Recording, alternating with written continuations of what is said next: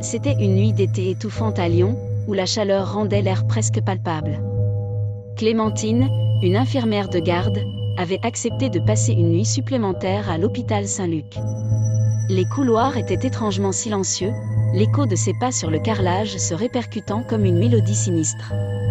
Vers minuit, alors qu'elle vérifiait les patients du service de gériatrie, elle remarqua que la porte de la chambre 404 était entr'ouverte, ce qui était inhabituel car cette chambre était vide depuis des semaines après le décès de son dernier occupant, Monsieur Lefebvre, un homme réputé pour ses histoires de fantômes.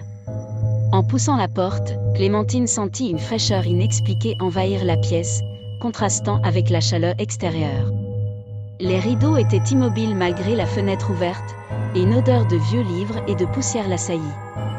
Sur le lit, là où il n'y avait rien quelques heures plus tôt, reposait une silhouette sous le drap blanc. Son cœur battant à tout rompre, Clémentine s'approcha. En soulevant le drap, elle découvrit non pas un corps, mais un vieil album photo ouvert sur une page où Monsieur Lefebvre souriait, entouré de sa famille.